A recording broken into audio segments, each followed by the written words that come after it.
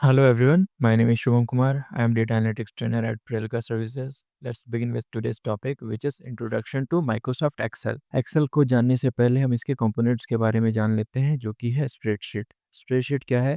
एक digital sheet जो कि मल्टीपल बॉक्सेस में डिवाइडेड है और उन बॉक्सेस का यूज हम लोग कर लेते हैं डेटा के एंट्री, डेटा के स्टोरेज या फिर डेटा के ऊपर कैलकुलेशंस करने या एनालिसिस करने के लिए यूज कर लेते हैं। तो स्प्रेडशीट क्या है?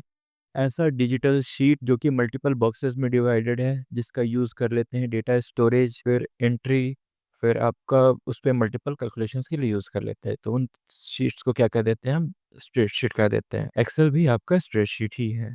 Let's continue further. अब एक्सेल के क्रिएशन का स्टोरी हम लोग थोड़ा सा पढ़ लेते हैं। 1970s का दौर था यूएसए में, जब बहुत सारी कंपनीज ग्रो कर रही थी। अब ग्रो कर रही थी तो उनके पास काफ़ी सारा डेटा भी जनरेट हो रहा था और डेटा को स्टोर करने के लिए मल्टीपल वो अकाउंटेंट हायर कर रहे थे जो कि कॉस्टली पड़ रहा था। प्लस उसमें एरर के भी चांसेस हो रहे थे क्योंकि आदमी कैलकुलेट करेगा तो उसमें चांसेस है कि थोड़ा बहुत एरर रहेगा। तो इसी को देखते हुए वहाँ के इंजीनियर्स ने सोचा क्यों ना एक डिजिटल शीट बनाया जाए जो कि डेटा डिजिटली स्टोर करने में हेल्प करे, उसके ऊपर कैलकुलेशंस कर पाए। तो इसी में पहला सक्सेस एक विजिक कैल्क सॉफ्टवेयर को मिला। उन्होंने 1979 में पहला स्प्रेडशीट लॉन्च करा और वो चला।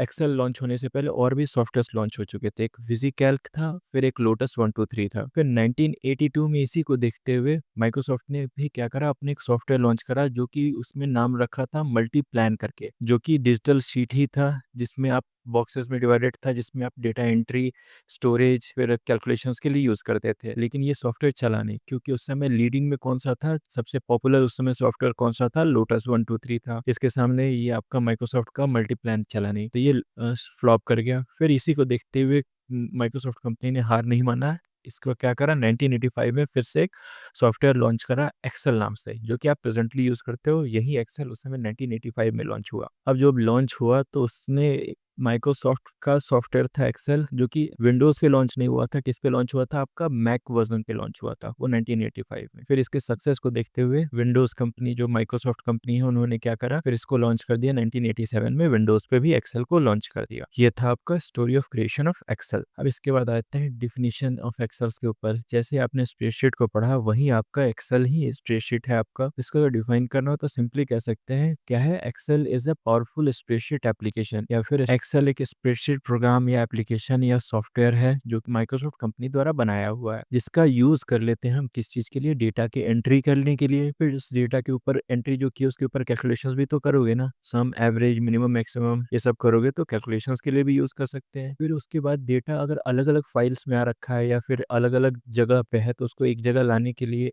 या फिर उसके ऊपर ग्रुपिंग करने के लिए आप ऑर्गेनाइज तो करोगे ना, वो ऑर्गेनाइजेशंस के पार्ट में आता है। तो इसमें ऑर्गेनाइजेशंस के लिए भी ऑप्शंस प्रोवाइड किए जाते हैं। तो डेटा का एंट्री करना है, कैलकुलेशंस करना है, ऑर्गेनाइजेशंस करना है। फिर जो ऑर्गेनाइज कर चुके हैं उसके ऊपर आपको चार्ट्स वगैरह भी तो बनाना होगा ना, केवल आप वो टेबल के फॉर्म में डेटा तो नहीं प्रेजेंट करोगे। तो चार्ट्स या ग्राफ बनाने के लिए भी इसका यूज कर लेते हैं। फिर उसके ऊपर एनालिसिस करना, कॉम्प्लेक्स डेटा है तो उसके ऊपर एनालिसिस करना।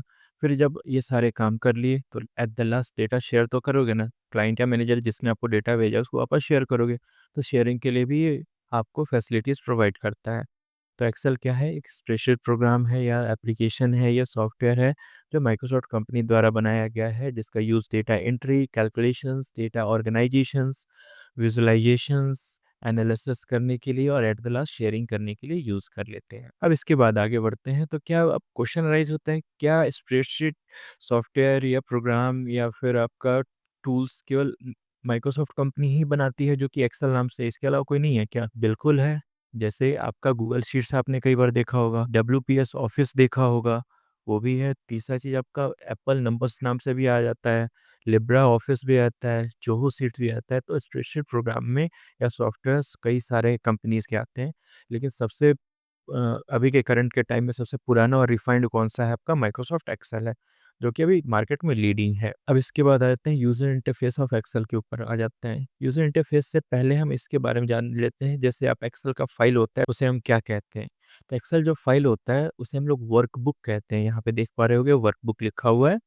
तो एक्सेल फाइल क्या होता है आपका, उसको हम लोग वर्कबुक कहते हैं। वर्कबुक क्या होता है, जैसे बुक में क्या होता है, मल्टीपल पेजेस होता है ना, मल्टीपल शीट्स होता है, वैसे ही एक्सेल वर्कबुक है जिसके अंदर मल्टीपल शीट्स हो सकते हैं, जो कि आपका एक्सटेंशन डॉट एक्सएलएसएक्स करके देखते होगे, वो हो जाता है आपका वर्कबुक। वर्कशीट क्या हो गया? उसी वर्कबुक के अंदर जो मल्टीपल शीट्स होते हैं उन्हीं को हम क्या कर देते हैं, वर्कशीट। वर्कशीट क्या हो गया, वही एक ही उसी वर्कबुक के अंदर जो मल्टीपल शीट्स होंगे उन्हें वर्कशीट कहते हैं। जैसे यहाँ पे शीट 1, शीट 2, शीट 3 लिख रहा है ना, वैसे ही आपका अलग-अलग शीट्स हो जाते हैं। एक ही वर्कबुक के अंदर 100, 200, 1000 शीट्स हो सकते हैं। फिर अब आ जाते हैं सेल्स क्या होता है। सेल्स वो स्प्रेडशीट के अंदर जो बॉक्सेस हो जाते हैं उन्हीं को हम लोग सेल्स कह देते हैं। वो सेल्स बनता कैसा है, कैसे है, कॉलम्स एंड रोज के इंटरसेक्शंस पे जो पॉइंट बनता है उसी को हम लोग क्या कह देते हैं, आपका सेल्स कह देते हैं। जैसे ये कॉलम हुआ, ये हो गया आपका रोज, टॉप टू बॉटम जो हो गया वो कॉलम, लेफ्ट टू राइट जो गया वो क्या हो गया, आपका रोज हो गया।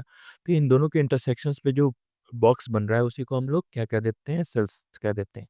तो इसको दो तरीके से कह सकते हैं, स्प्रेडशीट के अंदर जो बॉक्सेस होते हैं उन्हें सेल्स कह सकते हैं, या फिर रोज एंड कॉलम के इंटरसेक्शंस पे बना हुआ बॉक्स को हम लोग सेल्स कह देते हैं। ये दोनों चीज कह सकते हैं। अब आ जाते हैं यूजर इंटरफेस ऑफ एक्सेल्स के ऊपर। तो उसमें जो सबसे ऊपर वाला पार्ट है, जो कि यहाँ से यहाँ तक पार्ट है, जिसके अंदर आपको यहाँ पे फाइल का नाम, फिर आपका ये लॉगिन आईडी, फिर ये कंट्रोल बटन जिसमें आपका क्लोज, मिनिमाइज, मैक्सिमाइज, ये जो बटन आ जाता है, इस वाले पूरे एरिया को हम लोग कह देते हैं टाइटल बार। अब इसको टाइटल बार क्यों कहते हैं, इसका रीजन है, जैसे न्यूज़पेपर आप पढ़ते होगे तो उसमें टाइटल क्या होता था, वो ऊपर वाला जो टाइटल होता था वो पूरे नीचे डेटा को एक्सप्लेन करता था, शॉर्ट में डिफाइन करता था आपको। वहीं ये फाइल जो बन रखा है, इसका जो नाम है वो कहाँ लिखा रहता है, यहाँ पे लिखा रहता है एक्सेल पार्ट्स, ऐसे करके नाम है इस फाइल का नाम। जो भी फाइल का नाम रखोगे वो यहाँ दिखता है, इस वजह से इसको हम लोग टाइटल बार कह देते हैं। अब बार वर्ड भी कई जगह आप सुनने को मिलेगा, बार चार्ट, स्क्रॉल बार, फिर आपका स्टेटस बार, फॉर्मूला बार, मेनू बार, कई जगह बार वर्ड मिलेगा, या बार चार्ट भी मिलता है। तो ये क्या होता है, बार एक हॉरिजॉन्टल रेक्टेंगल को कह सकते हैं। एक रेक्टेंगल जो कि हॉरिजॉन्टली अलाइंड है उसको हम लोग बार कह सकते हैं। तो यही यहाँ पे होगा, ये टाइटल इसको क्यों कहेंगे, क्योंकि इसके अंदर टाइटल है, और बार क्यों कहेंगे, क्योंकि हॉरिजॉन्टल रेक्टेंगल की तरह है। ये हो गया आपका टाइटल बार। फिर इसी के नीचे जो file, home, insert, page layout, view, formula, data, review लिख रखा है, इस वाला जो स्क्वायर रेक्टेंगल होगा उसको हम लोग कह देते हैं आपका मेनू बार। क्यों मेनू बार, क्योंकि इसके अंदर बहुत सारे ऑप्शंस हैं यहाँ पे, जो कि आपको अलग अलग ओपन ऑप्शंस ओपन करके दिखाते हैं। तो ये हो गया मेनू बार। इसके अंदर जो ऑप्शंस है ना, सिंगल सिंगल ऑप्शंस, तो इसको हम लोग टैब कह देते हैं। जैसे ये home tab, insert tab, page layout tab, view tab, formulas tab, तो इन सबको टैब कह देते हैं। अब एक ही टैब के अंदर मल्टीपल ऑप्शंस हो जाते हैं। इसको जो व्हाइट वाला पार्ट है ना, इसे हम लोग कह देते हैं रिबन। व्हाइट वाला पार्ट को हम लोग रिबन कह देते हैं। इसी के अंदर आपका, इसी रिबन के अंदर आपका मल्टीपल ग्रुप्स होता है। जैसे ये क्लिपबोर्ड ग्रुप हो गया, ये फॉन्ट ग्रुप हो गया।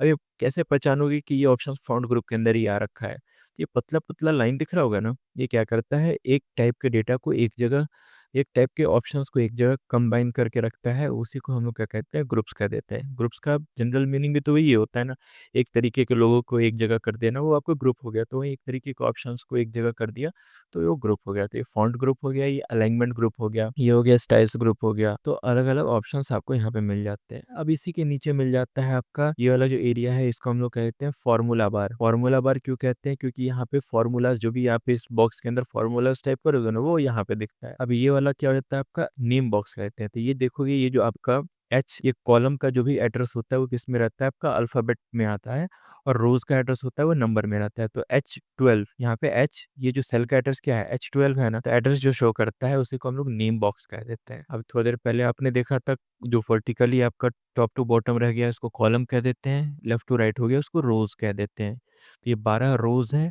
और कॉलम ये डी है, ABCDEF ऐसे करके कॉलम हो गया, और ये रोज हो गया। यहाँ पे 1 2 3 4 ऐसे करके आपका रोज हो गया। अब इसी का जो हेडिंग है ना, ये आपका जो ABCDE और या फिर 1 2 3 4 जो दे रहा है, ये हेडिंग्स कहलाया जाता है, कॉलम या रो हेडिंग्स कहलाया जाता है। ये हो गया आपका हेडिंग। फिर इसी के अंदर आपका सेल्स आपने बता चुका हूँ मैं, फिर आपका कॉलम और रोज हो गया। अब इसी के नीचे आ जाता है, सो है आपका शीट टैब। यहाँ पे शीट 1, शीट 2, शीट 3 हो गया शीट टैब, और इसी के नीचे वाला जो एरिया हो गया उसको हम लोग कहते हैं स्टेटस बार। स्टेटस बार क्यों, क्योंकि जो भी डेटा सेलेक्ट करोगे ना, उसका जो स्टेटस शो कर देता है, जैसे कितने सम हुए, एवरेज हुआ, काउंट हुआ, ये सब आपको शो कर देता है इसके अंदर, इस वजह से इसे हमें स्टेटस बार कहते हैं। अब इसी के बगल में आ जाता है व्यू बटन। जब भी प्रिंट करोगे तो उसके टाइम ये काम आता है कि कैसे कितना डेटा आपका प्रिंट होगा, उसको शो कर देता है शुरुआत में ही। अब इसके बगल में आता है आपका स्क्रॉल बार। अगर इस शीट को स्क्रॉल करना है लेफ्ट टू राइट, तो ये आपका आ जाता है स्क्रॉल बार, और ये वाला होता है जूम बटन आपका। तो ये था आपका user interface of Excel. We will learn more in the next classes. That's all for now. Thank you.